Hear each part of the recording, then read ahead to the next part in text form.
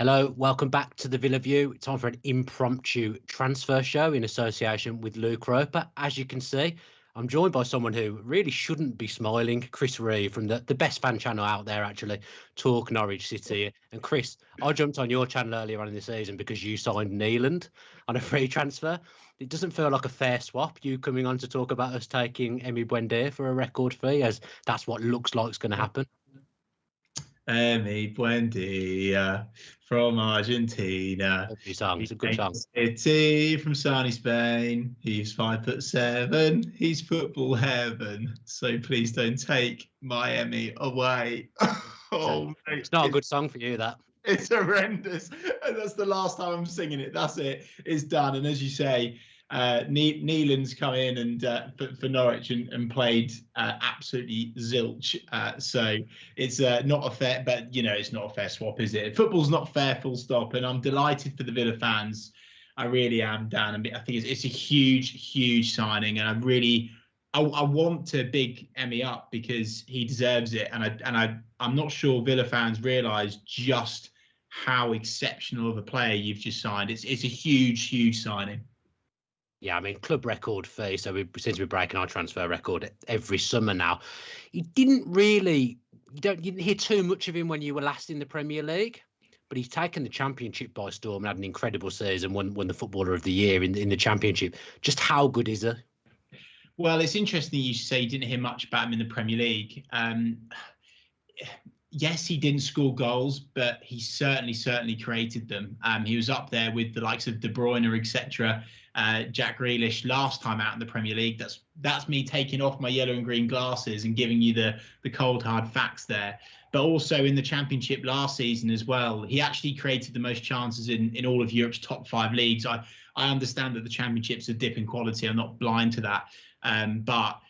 He created 8 more chances than Jack Grealish last season. I think Emi was on 62 in the end, so more than De Bruyne, more than Memphis Depay, more than Thomas Müller, more than so many exceptional footballers. So, yeah, in terms of the stats, they don't lie. But from a Norwich City perspective, and certainly from my opinion, we've just sold the most talented player in terms of raw talent that we've ever had. We've just sold him to Aston Villa Football Club for a club record fee. So it's sad. There's a lot of angry Norwich fans because we've sold our best player, and I understand that. From my point of view, I see it as I do actually see it as an opportunity to build a lot of the squad up a notch, because we've got a lot of holes to fill going to the Premier League, particularly in that midfield department, even more so now with Emi going. But that's the reality of where Norwich City Football Club are at. And for Aston Villa, it's just absolutely exceptional. You're getting a player that is right-footed predominantly, but can certainly play with both. I've seen him score some exceptional world-class goals, and I don't say that lightly. World-class goals with his left foot. He turns up in the big games. He's done that for Norwich. Crucial games, he's come up trumps and played. To be honest with you, from a Norwich City perspective, it's quite damning the stats in terms of when he's not played, how many games we've won.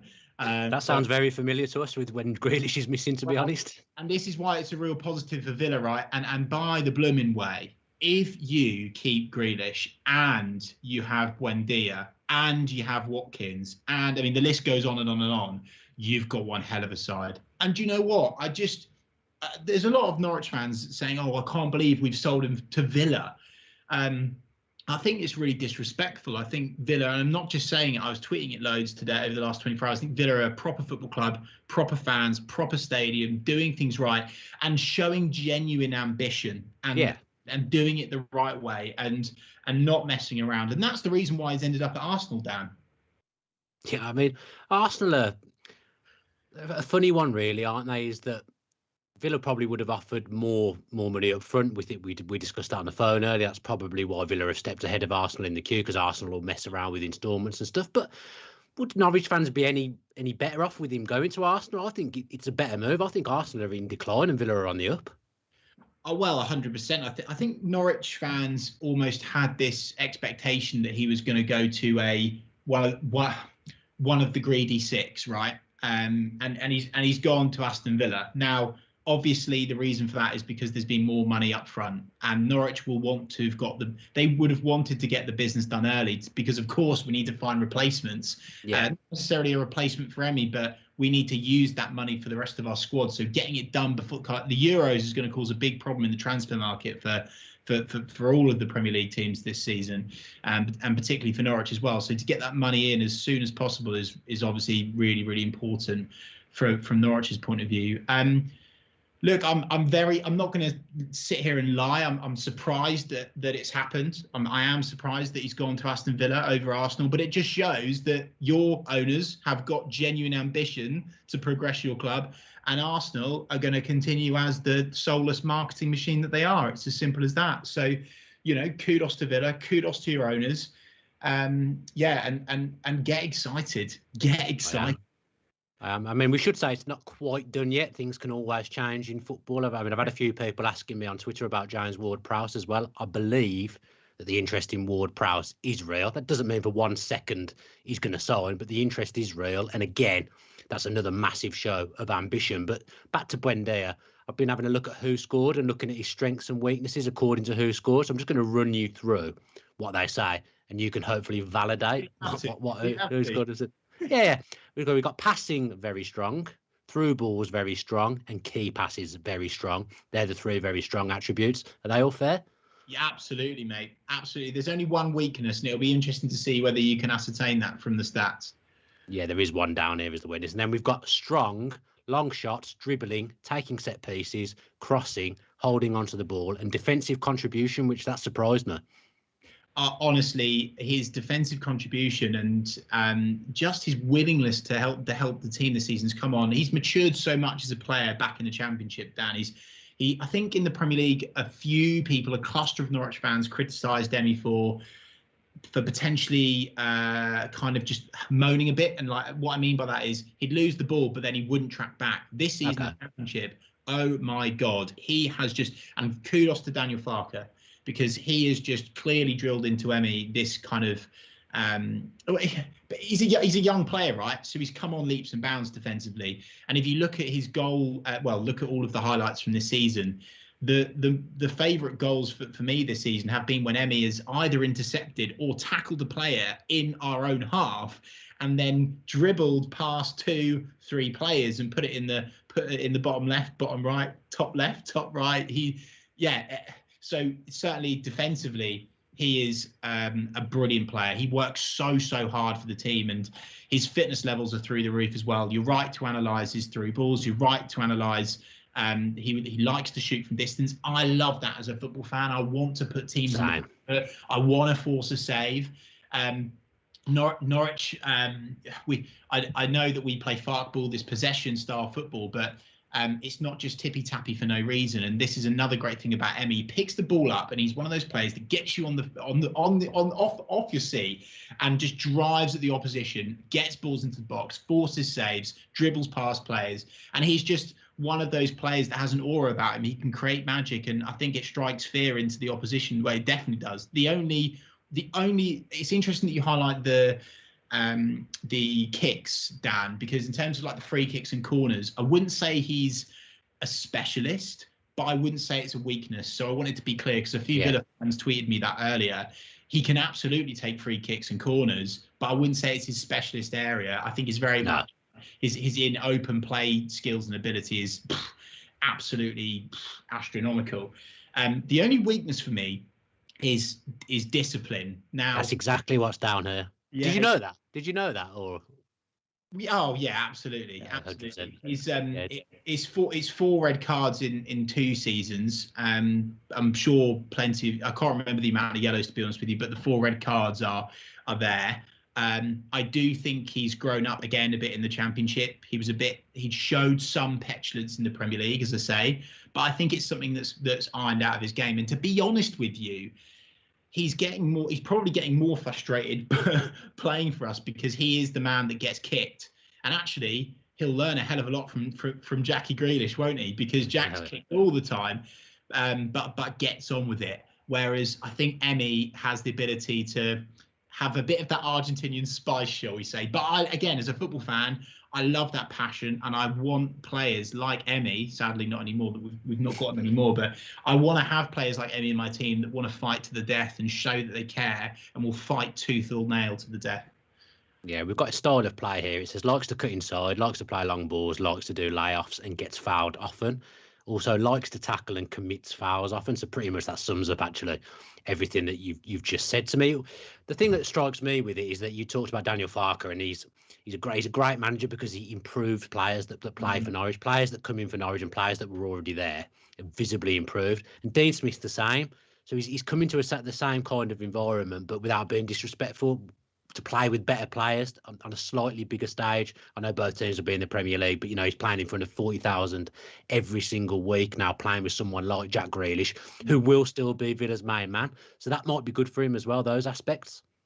Yeah, 100%. I was talking to a few. I've obviously spoken to loads of people in the last 24 hours about this because it's massive news everywhere, not just Norwich. And in all honesty, I just don't get the Norwich fans that are angry with him going to Villa, because I do think you guys are probably 2 seasons ahead of us in terms of that Premier League maturity. I know you only just survived, right? But you've got swathed more cash than us and better quality players. It's as simple as that. So there's no emotion in it. I think, yeah, absolutely, Emi can thrive with the players around him.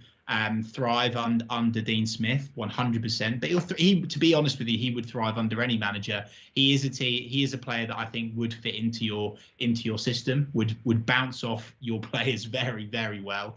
As I said already, that's a scary front three in terms of Ollie Watkins and Jack Grealish and Emi Buendia. And I would hate to be we are going to be on the receiving end of that this season, which isn't going to be nice to see indeed. So yeah. Do you think right wing will be where he would play? Because Yes, he's probably naturally a number 10, isn't he? But you've said to me that he operates mainly as a right-sided player. I'm not sure what he is naturally anymore, Dan, actually, because yes, he has played off on the right for us. But as you'll see from all of the various heat maps floating around on social media at the moment, he does like to get everywhere in midfield. And as we've already said and spoken about, he loves to track back. He loves to get in a tackle, an interception, and bring the ball forwards. He's happy to support his right back.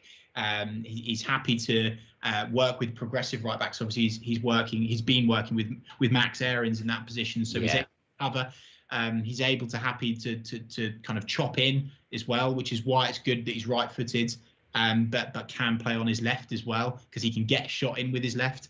I actually feel a bit emotional talking about it, because I'm just telling you how amazing he really. I feel for you, to be honest. Let me tell you, let's say if Grealish went to Manchester City, you wouldn't find me on a Manchester City channel talking about this. No, but I think, I don't know. I almost want to big him up, because I want you guys to look after him. And actually, I am going to criticise Arsenal here. I'm pleased that he's going to Villa rather than Arsenal, because I think that the Villa fans are more forgiving. I think that the Arsenal fan base has some elements of toxicity to it. And of course, in the Villa fan base, of course, in the Norwich fan base, there'll be everywhere there will be, right? But I feel like particularly Arsenal, they're in this position of almost, perhaps arrogance is the wrong word, but I think Villa are very obviously in the ascendancy, and that brings a lot of the right mindset, psychology, and everything's just going in the right direction. And as I say, with Arsenal, it's just very obvious that they're in decline. And I think that as soon as Emi plays 1 or 2 bad games potentially at the start, I don't think that will happen. But if he was to, Arsenal fans would get on his back. I don't think he's going to get that sort of reception at Aston Villa. I really don't. I think you'll look after him. Yeah, the Villa fans seem very excited from what I've seen on social media. And I've seen you obviously speaking to a lot of them as well, which we really appreciate, because the best way to get insight into a player is to talk to someone who's watched him play every week. So, Chris, a lovely way to end it. Thanks ever so much for joining us today. It's been a pleasure to speak to you, and I'll let you get back to crying over him leaving, and we'll all go and watch Jack Grealish run rings around Romania now. Cheers, boys. Thank you. Take care. Thanks to everyone for tuning in as well and watching this transfer show. Again, thanks ever so much to Chris. There's a little code above my head. I've done it the wrong way. I knew I'd do it the wrong way. There, Loot Roper code. If you want to get yourself 20% off all the Loot Roper goods, then use the code TVV20, and that'll get you 20% off almost everything. We'll be back very, very soon. There is a Euros game as well stay tuned to our social media. Have a look at our social media. We've got a little Euros prediction league running. So if you want to get involved with that, go and look on our social media and watch the video as well, because I did do a video explaining that very, very poorly the other day. So go and watch that and you might be able to enter our Euros league as well. Take care. Enjoy the England game. Up the Villa.